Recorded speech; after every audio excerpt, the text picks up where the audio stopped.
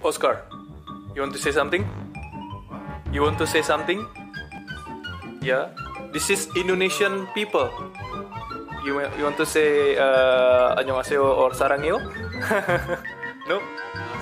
안녕하세요. Okay.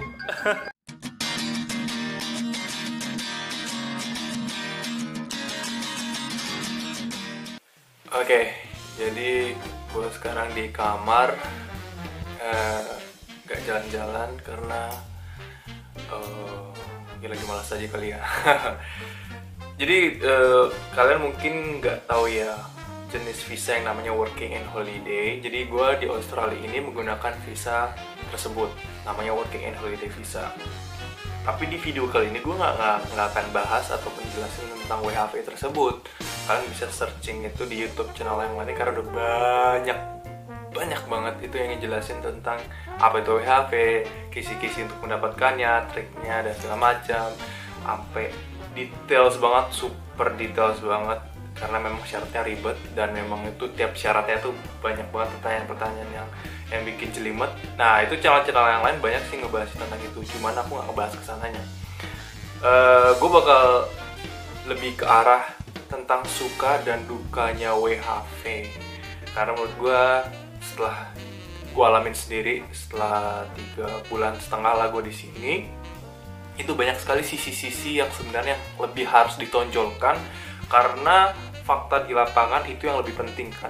Jadi daripada banyak banget hal-hal yang kalian lihat terlalu positif, yang sebenarnya nanti pada akhirnya kalian menghadapi dengan berbagai realita yang berbeda, itu membuat kalian jadi kagok dan sangat-sangat bisa dikatakan bingung dan panik.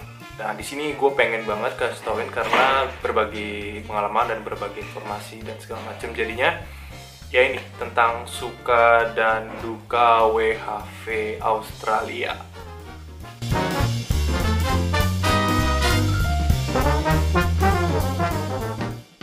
Kan ada tuh pepatah, berakit-rakit dahulu, berenang-renang ke tepian. Nah makanya kita bahas yang tentang dukanya dulu ya, karena biar tahu gak gampang di Australia ini, memang susah banget. Jadi yang paling pertama, jadi ada contekan adaptasi banyak hal. Poin pertama yang harus kalian pikirkan, dan adaptasinya itu ya udah pastilah di Indonesia pun kalian dari satu tempat ke tempat yang lain udah pasti adaptasi. Cuman kan ini negara yang lain ya, negara lain yang artinya benar-benar budaya, mental, lifestyle itu totally different. Yang paling pasti adalah bahasa, kalian harus bisa bahasa Inggris ya dikit-dikit lah dan segala macam. Ya sih benar, emang banyak juga kok orang-orang yang di Australia ini yang bahasa Inggrisnya sebenarnya juga sangat-sangat terbatas. Ada beberapa negara yang memang bahasa Inggrisnya sebenarnya bisa dikatakan nggak jauh buruk dengan kita Indonesia ataupun dari negara-negara Asia lainnya yang notabene-nya sangat susah untuk bisa berbahasa Inggris. Tapi ya harus belajar gitu loh, karena memang salah satu syaratnya untuk dapetin WHV ini adalah IELTS. Jadinya ya mau nggak mau harus ngadepin itu. Kemudian mengenai yang kedua ya, di adaptasi banyak hal. Jadi poin besarnya tentang adaptasi. Yang poin pertama itu bahasa, terus yang kedua adalah mental. Ini kunci banget sih mental, karena ini benar-benar semua tuh bisa dilihat dari mental. Bagaimana kalau kita ini memiliki mental yang masih sangat-sangat, bukan maksud gimana ya, cuman di sini memang mentalnya tuh kan independen, kemudian pinternya dikatakan apa, behaviornya sih lebih ke arah kayak gitu. Mentalnya tuh ya kayak contohnya kayak aturan-aturan yang polisi tuh nggak ada, cuman kita memiliki mental ya kita taat peraturan gitu. Meskipun ada juga sih yang di sini yang beberapa orang-orang lokal yang nggak pure banget, mereka taat aturan, cuman pada umumnya majorly gitu ya mereka memiliki mental seperti itu ya. Dari kecil pun diajari buang sampah kayak gini, kemudian turun bus itu pasti mereka bilang thank you. Mau dari etnis apapun, negara apapun, mereka turun dari bus selalu bilang thank you. Yang nggak bilang thank you itu dikit. Nah di Indonesia udah bilang terima kasih gimana, mental kita tuh. Nah di situ adaptasi. Oh jadi aku ngeliat kayak keren. Itu simple ya, dari simple, cuman menurut gue itu susah karena dari hal itu nanti ke hal yang lain, jadi dan juga bagaimana kebersihan misalnya. Hal simpel, misal kalian ke supermarket yang taruh keranjangnya kayak gimana, ambil keranjangnya kayak gimana, itu nggak ada orang yang mau ngejagain. Itu sebenarnya bisa aja tuh orang barang apa colong tapi nggak ada yang colong. Kemudian ada juga di sini di supermarketnya itu namanya self check out, jadi kita tuh ya di kasirnya sendiri, jadi itu ada mesin, keranjangnya ditaruh, kemudian kita ngetek sendirilah harganya berapa, terus jumlahnya berapa, kemudian bayarnya pakai kartu. Gue nggak sempet sih kasih video, cuman intinya adalah itu kalau orang yang nggak memiliki mental taat aturan dan benar-benar segala macam ya itu bisa aja nyelonong gitu, kabur. Tapi ya mereka atur, oh ini emang ada khusus untuk self check out, jadi ya gue harus bayar dengan seperti itu. Jadi ya mentalnya seperti itu gitu. Dan menurut gue itu adaptasi yang sulit ya bagi orang Indonesia, apalagi misalnya adanya gap teknologi dan segala macam. Cuman ini personal opinion gue, dan mungkin banyak juga contoh-contoh yang lain yang bisa lebih tepat menjelaskan mental itu sebagaimana. Ya contohnya lagi deh, COVID nih. Australia ini salah satu negara yang bagus sekali penanganan COVID-nya. Kenapa? Ya masyarakatnya patuh dengan semua himbauan-himbauan yang diterapkan oleh pemerintah kan. Dari 3 video sebelumnya gue kan di Perth ini, memang sih Perth sama Sydney atau Melbourne memang beda ya pergerakan dan progresnya, karena memang multi etnisnya lebih banyak di Sydney sama Melbourne imigrannya. Cuman overall ya memang ya namanya juga satu bangsa kan, satu benua, satu negara itu Australia, yang pasti secara tidak langsung sama dong memiliki mentalnya itu sama, yaitu ya taat pada peraturan, sehingga penanganannya lebih mudah, terorganisir. Ya coba ya bandingin aja sama Indonesia penanganan COVID-nya kan, bukan maksud gimana, cuman ya kita melihat sendiri gitu. Nah itu duka men bagi Indonesia yang beradaptasi sangat-sangat susah. Kita akan sangat-sangat menderita bisa dibilang. Kemudian ya ini nyambung semua sih, jadi kayak bahasa, mental, lifestyle jadi budaya kan. Nah budaya orang bule ya strict, kemudian apa adanya, iya enggak gitu. Jadi kayak kalau dia nggak suka sama kalian atau gimana, atau kalian berbuat salah atau apa, ya akan ditegur di depan. Kemudian straightforwardnya itu ya itu salah satu pengalaman gue sih di Gaston waktu pertama kali nyampe di Gaston sama orang-orang Indonesia yang udah lama. Mereka bilang di sini tuh mereka straightforward gitu. Jadi kalau emang nggak suka, mereka akan mencoba untuk clear di depan, tapi ke belakangnya aman. Dan mereka profesional sekali. Mereka benar-benar melihat bagaimana kalau kerja yang benar-benar maksimal dan segala macam. Mereka benar-benar menekankan kualitas. Mereka benar-benar gak ingin menyanyiakan bagaimana kerja itu benar-benar maksimal secara potensi dan segala macam. Dan waktu juga tepat waktu. Dan dari hal-hal kecil tuh mereka akan sangat menilai kita, dan itu akan dicap seperti apa. Dan kalau misalnya kita membawa paspor Indonesia, ya kita masih membawa dengan budaya kita, mental kita. Jam 9 datangnya jam 9 lewat, kemudian ya segala macam. Ini gimana mau survive di negara yang mental dan budayanya keras? Kalau kalian nggak bisa mengikuti, kalian akan ya kalah gitu loh. Kalian akan tergerus oleh negara-negara pendatang lainnya yang sebenarnya bisa aja kita kalahkan, sebenarnya bisa aja kita juga lebih baik. Cuman ya karena mental dan budaya kita, nah itu dukanya. Nah itu yang tentang adaptasi ya, poin besar adaptasi. Itu secara kehidupan kalian lah, kalau kalian berhasil ke Australia menggunakan WHV ataupun dengan visa lainnya, itu adaptasi yang harus kalian prepare.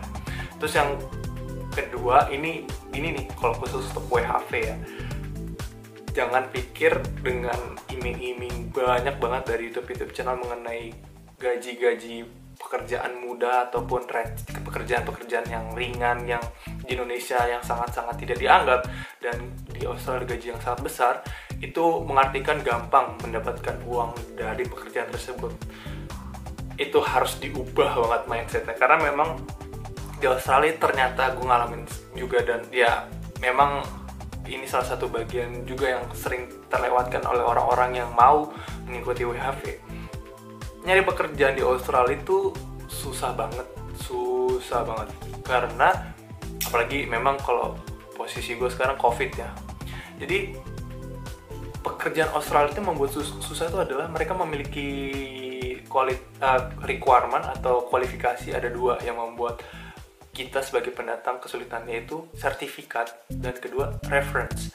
Jadi kalau di CV kita kebanyakan kan isinya pengalaman, tapi reference itu adalah orang dari perusahaan kita sebelumnya yang mempekerjakan kita, supervisor, manager, ataupun HRD, yang kita harus cantumkan sehingga mereka bisa cross check teleponnya lah, emailnya lah, apanya lah, sehingga mereka bisa tahu kinerja orang yang ingin di hire di tempat yang baru, bagaimana kinerjanya di pekerjaan yang lama. Sehingga reference itu harus penting. Kalau reference kalian dikit, ya itu jadi chance semakin dikit.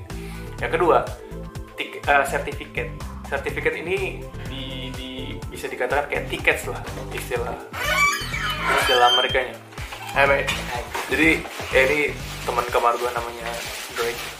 Oke, jadi tadi kan tentang tiket. Jadi ini memang penting banget ya. Di Australia ini hampir di setiap pekerjaan ini yang let's say karena tuh kayak mau ngecor, ngecat, perbaikin genteng dan segala macam, itu ada sertifikatnya. Jadi bukan karena kalian jago doang. Kalau kalian jago dan punya banyak pengalaman, cuman nggak ada sertifikat, itu akan menjadi pertimbangan lain juga, karena mereka memiliki punya standar yang sangat-sangat tinggi yang untuk safety-nya. Jadi pekerjaan terhadap anak, pekerjaan tentang suster, pekerjaan tentang apa-apa. Jadi nggak cuma sekedar studi kuliahnya apa, cuman sertifikatnya apa. Jadi kalau pekerjaan di sini kan ada cleaner itu ada persyaratan sertifikat yang detailsnya itu ada. Kemudian cara cleanernya pun berbeda. Misalnya lagi yang lain pekerjaan kayak buruh lah kasarnya, kayak bersihin apa atau perbaikin genteng atau segala macam, itu ada standarnya, itu ada sertifikat yang namanya high place, kalau nggak salah, sertifikat high place. Dan itu ya gak gampang, bayar juga. Kemudian kerjaan di gudang pakai forklift, itu ada sertifikat forklift, nggak sembarangan, dan itu mahal. Tapi once you get it, itu kerjaannya itu gajinya jauh lebih besar lagi yang mungkin di channel YouTube yang lagi gaji di gudang wine tuh misalnya 50 juta dalam 2 minggu dan segala macam. Ya pahitnya itu adalah kalian harus ada sertifikat, ikutan online course-nya dulu untuk dapetin sertifikat tersebut, kemudian ada pengalaman dan segala macam, embel-embelnya, baru kalian bisa mendapatkan posisi tersebut, dan baru kalian bisa menikmati gaji yang dikatakan besar tersebut. Sehingga ya plus minus itu sebenarnya kalau mau di fair to fair hampir tipis lah. Kalau misalnya kalian menganggap ke sini udah pasti chance-nya langsung 100 juta dalam 6 bulan gitu loh misalkan, atau enggak 100 juta dalam 7 bulan, fakta di lapangan nggak semudah itu sih sebenarnya. Nah itu dukanya. Nah habis duka ya pasti ya sukanya dong. Nah sukanya itu, poin positifnya itu adalah jelas banget ya, itu adalah pengalaman baru yang banyak banget ya. Kayak contohnya kayak tadi deh, misalnya orang asing kan, jadi kan bagaimana social skill kita bertambah. Kalau kita nggak bisa berinteraksi dengan orang asing, apalagi dari negara lain, kemudian dengan budaya lain yang tadi kan, ya kita kan nggak akan bisa kan. Tapi di satu sisi yang lain, itu menjadi pengalaman yang baru, menjadi pengalaman yang sangat-sangat bagus. Jadi kita tuh bisa lebih bertahan gitu loh. Jadi kita kalau mau diadu lah istilahnya, kita bertahan, kita survive, kita berhasil bertahan hidup di situ, dan itu bisa menjadi catatan yang plus banget buat kalian sendiri kan. Kalau misalnya kamu pernah di Australia, atau kamu pernah di negara mana, kamu 6 bulan gimana kehidupan di sana gini, ya pasti kamu ceritain dan kamu bertahan. Itu poin plus loh, sangat-sangat bagus tuh. Kemudian yang kedua, chance dan circle friends-nya lebih banyak, lebih luas. International friends jelas banget. Cuman ini kan tergantung lagi dengan yang poin pertama yang tadi, bagaimana kalian bisa menggunakan pengalaman seperti tadi, bagaimana kalian bisa menyikapi, menempatkan diri, bagaimana bisa bergaul dengan baik. Kalau kalian bisa menempatkan diri ini dengan baik, chance dan teman pasti 2 atau 3 kali lipat. Karena memang ya namanya juga kita adalah imigran ya. Ketika kita ketemu dengan imigran yang lainnya, somehow in the future kalau misalnya gimana kita kan nambah link dong. Itu bisa menjadi mempererat chance kita di masa depan kalau misalnya somehow kita ke negara dia dan segala macam. Nah, apalagi kalau kita temenan baik, pernah barbekyuan bareng, pernah minjemin duit lah misalnya atau apa, kita pernah kerja bareng atau segala macam. Itu investasi yang sangat keren kan. Maka ini poin plus banget kalau kalian bisa WHV di sini. Nah, baru yang terakhir tentang gaji. Jadi sengaja gue di catatan gue ini gaji itu yang paling terakhir. Kenapa? Ya sebenarnya gaji itu akan mengikuti ketika kalian bisa menghadapi segala sesuatu di depan gitu loh. Gaji itu akan mengikuti ketika kalian menempatkan diri, melakukan yang terbaik, dan juga memiliki fokus yang tepat gitu. Karena banyak juga sih anak-anak WHV yang misalnya zonk juga karena misalnya nggak fokus, karena banyak banget kan, ini namanya juga di Australia, apalagi yang di Sydney atau Melbourne yang mungkin lebih godanya lebih banyak. Udah pasti godanya lebih banyak karena memang mereka di situ lebih tourism banget, kotanya lebih ramai, lebih banyak international events yang sangat-sangat anak muda, sehingga mereka ya gajinya banyak, cuman mereka juga keluar banyak, misalnya belanja dan segala macam. Makanya gaji sih gue ya poin plus yang gue paling bawah sih gaji sama ini lifestyle ya kan, plus minus lah gaji sama lifestyle. Jadi kalau misalnya gaji udah banyak, udah rekening kita hitungannya bukan rupiah lagi, dolar. Jadi kayak rekening pun udah internasional kan, bisa milih Commonwealth Bank atau ANZ ataupun misalnya Westbank. Di sini banyak lah bank-bank. Di situ aja kan kita udah dia udah bukan hitungannya rupiah nih kan, Australian dollar, hitungannya udah beda kalkulasinya, sehingga kita kayak merasa udah sultan aja, padahal ya biasa aja sih gitu loh. Jadi itu kalau kalian nggak bisa kontrol, poin plus itu bisa menjadi poin minus sih sebenarnya. Apalagi ya plusnya yang nggak penting kayak Instagram, stok foto bagus atau segala macam. Ya gue secara pribadi emang gue juga suka foto, cuman kebanyakan orang punya obsesi ke luar negeri atau apa ya, buat pansos, buat apa istilahnya status sosial mereka dipandang keren dan segala macam, kece. Apa ya, gue bukan maksud mau naif atau terlalu polos, cuman ya gue juga merasa bersyukur sebenarnya, lebih karena bersyukur bisa ke luar negeri ya, karena nggak semua orang bisa, apalagi pakai WHV, karena prosesnya juga kalian tahu tuh ada faktor keberuntungan. Cuman Indian menurut gue kalau orang yang terlalu memiliki pandangan seperti itu jatuhnya ke norak dan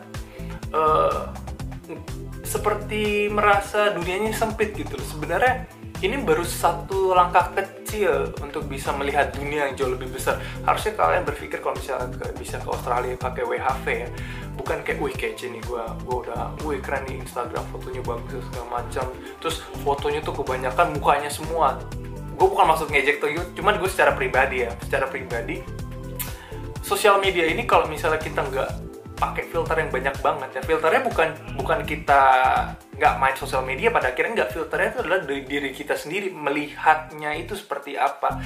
Kita akan jebol, kita akan stres sendiri, kita akan ada anxiety. Kalian pikir kalau kalian kesini nih ya, ke Australia pakai WHV, tapi totonya kalian belum mendapatkan pekerjaan, ataupun misalnya dapat pekerjaan cuman gajinya dikit ya, terus ngelihat Instagram yang lain yang gajinya terus yang lihat temen yang Instagramnya tuh cara kerjanya jauh lebih bagus, gajinya lebih besar, kalian iri, sama aja gitu loh.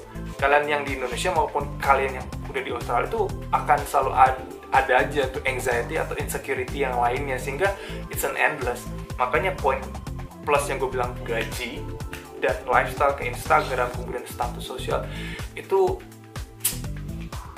ya gue sih menganjurkan itu dijadikan tujuan yang agak-agak di bawah deh, karena tujuan kalian tuh harusnya jelas dulu ya, yaitu kayak karir, kemudian rencana masa depan kayak 5 tahun ke depan mau ngapain, 10 tahun ke depan ngapain, karena WHV ini kan hanya maksimal 3 tahun, sehingga kalau kalian hanya berpikirnya cuma 3 tahun itu aja, itu akan pada akhirnya kalian akan kayak stuck juga, karena takutnya nanti ada aja kayak tahun kedua nanti ada bencana atau apa ya, kita nggak pengen ya. Contohnya kayak COVID ini lah, untung gue bukan maksud gimana, cuman ya di gue tahun pertama gue, dan gue baru nyampe kemarin pas bulan Februari, terus Maret langsung COVID, Ya kan kayak gitu, dengan ada aja hal-hal yang membuat kita tuh bisa fokusnya tergeser, sehingga kalau kitanya sendiri nggak kuat dan segala macam, banyak banget yang membuat kita jadi ngeri deh pokoknya. Itu deh, jadi kayak suka duka